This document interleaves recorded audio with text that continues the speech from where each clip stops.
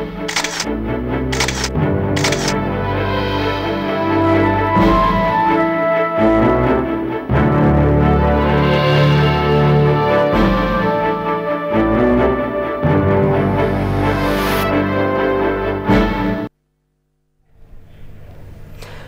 আলাইকুম। জনপদের খবরে আমন্ত্রণ জানাচ্ছি আমি মোহাম্মদ রাইহান।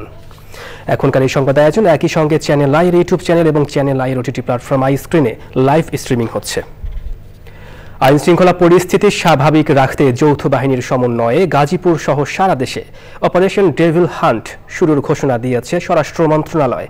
গাজীপুরে সাবেক মন্ত্রী মোজাম্মেল হকের বাড়িতে ছাত্র জনতার উপর হামলার ঘটনায় আহতদের ঢাকা মেডিকেল কলেজ হাসপাতালে দেখতে গিয়ে স্বরাষ্ট্র উপদেষ্টা অবসরপ্রাপ্ত লেফটেন্যান্ট জেনারেল মোহাম্মদ জাহাঙ্গীর আলম চৌধুরী বলেছেন, জড়িতদের যেন সর্বোচ্চ শাস্তি হয় সে ব্যবস্থা নেবে সরকার।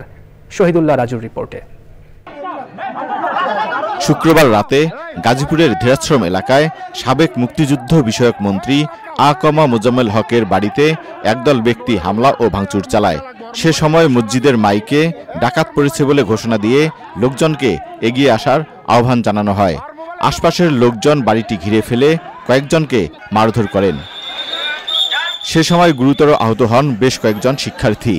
বৈষম্য বিরোধী ছাত্র আন্দোলনের গাজীপুরের নেতারা জানিয়েছেন, সাবেক মন্ত্রীর বাড়িতে হামলা ও লুটপাট হচ্ছে এমন সংবাদ শুনে তা প্রতিহত করতে 15 থেকে 16 জন শিক্ষার্থী ঘটনাস্থলে যান। সেখানে লুটপাটকারীদের তারা বাধা দিলে পেছন থেকে হুট করে অনেক মানুষ জড়ো হন। তাদের হাতে রামদাসহ বিভিন্ন অস্ত্র ছিল। অন্য শিক্ষার্থীরা আসার আগেই ওই 15 জনকে ছাদে নিয়ে পিটিয়ে ও কুপিয়ে আহত করা হয়। যারা লুটপাট করতেছে তাদেরকে বোঝানোর চেষ্টা করছে এবং তারা সেটা ফাইনালি মেনেও নিয়েছিল। মেনে নেওয়ার পরে ওটা ছিল একটা পরিকল্পনা। ওই টাইমে আমাকে ফোন দেওয়া জানানো হলো যে ভাই আমাদের এখানে সবাই বের হয়ে যাচ্ছে, এটা ওদেরকে বোঝানো আমরা কনভিন্স করতে পারছি ওরা লুটপাট করবে নাকি। যে ওরা বের হইতেছিল এরকম টাইমে যারা ভিতরে আগে থেকে অবস্থান করছিল ওরা বাইরে থেকে বিভিন্ন লোকজনকে ডাক দেয়, রামদা টামদা নিয়ে তারা প্রবেশ করে এবং পরিকল্পিতভাবে বিভিন্ন মসজিদে হঠাৎ করে এলান করা হচ্ছে যে ডাকাত পড়েছে। এই খবরগুলো আমরা পেয়ে সেখানে আমরা পরবর্তীতে ছুটে যাই এবং আমাদের অনেকে আহত হয়। গুরুতর আহত 5 জনকে ঢাকা মেডিকেল কলেজ হাসপাতালে পাঠানো হয়। সকালে আহতদের দেখতে ঢাকা মেডিকেল কলেজ হাসপাতালে যান স্বরাষ্ট্র উপদেষ্টা। একজন পেশেন্টের অবস্থা যে আইসিইউতে আছে তারটা হয়তো 24 ঘন্টা পরে বোঝা যাবে, যেহেতু হেড ইনজুরি। ডাক্তার সাহেবরা যেটা বললো 24 ঘন্টা আগে এটা বোঝা যায় না। তো তারা সবাই ভাবতেছে যে 24 ঘন্টা পরে আল্লাহ দিলে নর্মাল হয়ে যাবে। আর অন্যান্য পেশেন্ট ওরকম নেই, ডাক্তাররা বলছে সবাই আল্লাহ দিলে ভালো হয়ে যাবে। আইনানুগ ব্যবস্থা তো নিচ্ছি এবং এটার সাথে যারা জড়িত তাদের সর্বোচ্চ বিচারের আওতায় আনা হবে এবং তাদের সর্বোচ্চ যেন পানিশমেন্ট হয় এই ব্যবস্থা করে। শিক্ষার্থী জনতার উপর হামলার প্রতিবাদে গাজীপুরের রাজবাড়ী মাঠে বিক্ষোভ সমাবেশ করছে বৈষম্য বিরোধী ছাত্র আন্দোলন। বাংলাদেশ থেকে সন্ত্রাসীদেরকে ক্লিন করতে হবে। আমরা তাদেরকে বলেছি এই ক্লিন বাংলাদেশ অপারেশন 2-1 দিনের ওই গ্রেফতার অভিযানের মতো হলে চলবে না। আমরা আগামী কিছুদিনের মধ্যে পুরো বাংলাদেশের সোশ্যাল মিডিয়া থেকে শুরু করে বিভিন্ন জায়গায় গর্ত থেকে বের হয়ে রাজপথে যে সন্ত্রাসীরা মাঝে মাঝে উকি দিচ্ছে তাদের সবাইকে জেলখানার ভিতরে দেখতে চাই। Shahidullah Raju, channel I, Dhaka. কক্সবাজারের টেকনাফ উপজেলার সেন্ট মার্টিন ইউনিয়ন পরিষদের চেয়ারম্যান ও ইউনিয়ন আওয়ামী লীগের সভাপতি মুজিবুর রহমানকে 12,274 পিস ইয়াবা সহ আটক করেছে কোস্টগার্ড। অভিযান চলাকালে কোস্টগার্ড সদস্যদের উপস্থিতি টের পেয়ে পালানোর চেষ্টা করেন মুজিবুর রহমান। তাকে আটকের পর তার বাড়িতে অভিযান চালিয়ে প্রায় 12,500 পিস ইয়াবা জব্দ করা হয়। কোস্টগার্ড সদর দফতরের মিডিয়া কর্মকর্তা লেফটেন্যান্ট কমান্ডার মোহাম্মদ সিয়ামুল হক জানিয়েছেন, তাকে আটকের পর থানায় হস্তান্তরের প্রক্রিয়া চলছে।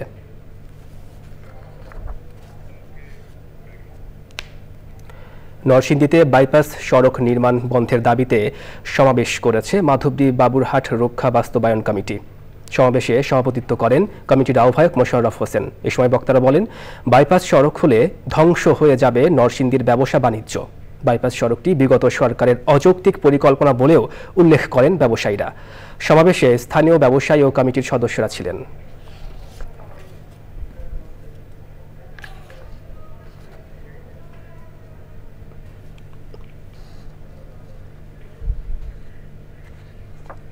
হিট বাংলাদেশেের আয়োজনে নীলফামারী ও দিনাজপুর জেলার 241 জন কৃতি শিক্ষার্থীকে সংবর্ধনা ও উপবৃত্তি দেওয়া হয়েছে। সংস্থাটির সুবর্ণ জয়ন্তী উপলক্ষে নীলফামারীর সৈয়দপুর পৌর কমিউনিটি সেন্টারে আয়োজিত অনুষ্ঠানে প্রধান অতিথি ছিলেন সৈয়দপুর উপজেলা নির্বাহী কর্মকর্তা ও পৌর প্রশাসক মোহাম্মদ নুরি আলম সিদ্দিকী।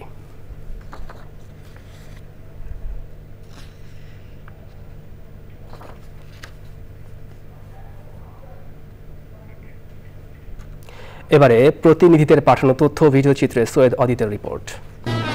সমৃদ্ধ হোক গ্রন্থাগার, এই আমাদের অঙ্গীকার। এই প্রতিপাদ্যে ময়মনসিংহে জাতীয় গ্রন্থাগার দিবস পালিত হয়েছে। দিবসটি উপলক্ষে জেলা প্রশাসক কার্যালয়ের সামনে থেকে একটি বর্ণাঢ্য র্যালি বের করা হয়।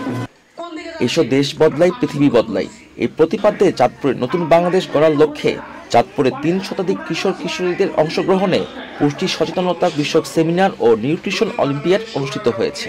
অনুষ্ঠানের প্রধান অতিথি ছিলেন জেলা প্রশাসক মোহাম্মদ মহসিন উদ্দিন। গাইবান্ধায় বোয়ালি ইউপি সদস্য আব্দুল জব্বারকে হত্যার প্রতিবাদ ও দ্রুত গ্রেফতার এবং ফাঁসির দাবিতে মানববন্ধন ও বিক্ষোভ মিছিল অনুষ্ঠিত হয়েছে। মানববন্ধনে বক্তব্য দেন ইউপি চেয়ারম্যান শহীদুল ইসলাম সাবু ও অন্যরা। বাংলাদেশ ইসলামী ছাত্র শিবিরের 48তম প্রতিষ্ঠা বার্ষিকী উপলক্ষে বরিশালে বর্ণাঢ্য মিছিল ও সমাবেশ হয়েছে। নগরীর জেলা স্কুল মোড় থেকে র্যালি বের করে বরিশাল মহানগর ছাত্র শিবির। গাইবান্ধায় শিবিরের 48তম প্রতিষ্ঠা বার্ষিকী পালিত হয়েছে। প্রতিষ্ঠা বার্ষিকী উপলক্ষে বাংলাদেশ ইসলামী ছাত্র শিবির গাইবান্ধা জেলা শাখা শহরের একটি বর্ণাঢ্য র্যালি বের করে। নাটোরে ইসলামী ছাত্র শিবিরের 48তম প্রতিষ্ঠা বার্ষিকী উপলক্ষে জেলা শাখার আয়োজনে র্যালি ও সমাবেশ হয়েছে। নাটোর এনএস সরকারি কলেজ থেকে একটি র্যালি শহর প্রদক্ষিণ শেষে মাদ্রাসা মোড় স্বাধীনতা চত্বরে গিয়ে শেষ হয়। গণহত্যাকারীদের গ্রেপ্তার ও বিচারের দাবিতে নোয়াখালীতে বিক্ষোভ মিছিল করেছে গণ অধিকার পরিষদ। পরে গণহত্যাকারীদের বিচারের দাবিতে জেলা প্রশাসকের মাধ্যমে প্রধান উপদেষ্টা বরাবর স্মারকলিপি প্রদান করা হয়। শেরপুরে প্রবাসীদের নানা সমস্যা সমাধানে ওয়েজ আর্নার্স কল্যাণ বোর্ড এবং রেজ প্রকল্পের কার্যক্রম অবহিতকরণ বিষয়ক সেমিনার হয়েছে। সেখানে বক্তব্য রাখেন প্রবাসী কল্যাণ ও বৈদেশিক কর্মসংস্থান মন্ত্রণালয়ের ওয়েজ আর্নার্স কল্যাণ বোর্ডের পরিচালক মোহাম্মদ গিয়াসউদ্দিন। গাজীপুরে আরাফাত রহমান কোকো স্মৃতি ব্যাডমিন্টন প্রতিযোগিতা ও সাংস্কৃতিক অনুষ্ঠান হয়েছে। সেখানে প্রধান অতিথি ছিলেন বাসন মেট্রো থানা বিএনপির সভাপতি তানভীর সিরাজ। লক্ষ্মীপুর পৌর শহীদ স্মৃতি একাডেমির বার্ষিক ক্রীড়া প্রতিযোগিতার পুরস্কার বিতরণ করা হয়েছে। অনুষ্ঠানে প্রধান অতিথি ছিলেন বিএনপির যুগ্ম মহাসচিব শহীদ উদ্দিন চৌধুরী অ্যানি ও অন্যরা। নওগাঁর বদলগাছি উপজেলার বিলাসবাড়ি ইউনিয়ন কৃষক দলের উদ্যোগে কৃষক সমাবেশ হয়েছে। অনুষ্ঠানে প্রধান অতিথি ছিলেন জাতীয়বাদী কৃষক দলের যুগ্ম সাধারণ সম্পাদক ফজলে হুদা বাবুল। সৈয়দ অদিত, চ্যানেল আই। বৈশ্বিক কার্বন নিঃসরণে তেমন কোনো ভূমিকা না থাকলেও এর বিরূপ প্রভাবে সবচেয়ে ক্ষতিগ্রস্ত দেশগুলোর মধ্যে অন্যতম বাংলাদেশ। এর সাথে জলবায়ু অভিঘাত ও নানান প্রাকৃতিক দুর্যোগে প্রতিনিয়ত যুদ্ধ করতে হয় উপকূলবাসীর। সংকট উত্তরণে এই বিষয়ে কর্মশালায় জলবায়ু সহনশীল উন্নয়ন ও পরিবর্তনজনিত ক্ষয়ক্ষতি মোকাবেলায় জাতীয় কৌশল প্রণয়নের তাগিদ বিশেষজ্ঞদের। দানিউল সুজিত বসের রিপোর্ট। জলবায়ু অভিঘাত, ঝড় জলোচ্ছ্বাস ও নদী ভাঙন সহ নানা সংকটে হুমকিতে উপকূলীয় জনপদ।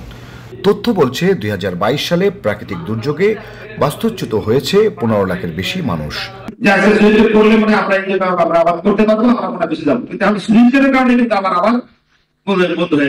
কার্বন ডাইঅক্সাইড দিচ্ছে বাতাসে, গ্রিন ওইটা অ্যাবজর্ব করবে, রান্না করবে, খাবে এবং অক্সিজেন আমার জন্য ছাড়বে, সেই প্রসেসটা কিন্তু বন্ধ হয়ে যাচ্ছে। এত বেশি কোথাও ভীষণ জোরে লাউড মানে লোকালি মাইকিং হচ্ছে, গান বাজতেছে এত ভাবে, এগুলো ইগনোর করলে ভালো হয়। তো যতটুকু পাই তার ততটুকুতে সলভ করি। তো আমার মনে হয় যে আমাদের খুলনা থেকে আগামীতে এমন নিউজ আমরা না দেখি যে ক্লাইমেট ফান্ডের টাকা হচ্ছে উল্টো পার্কে ব্যবহৃত।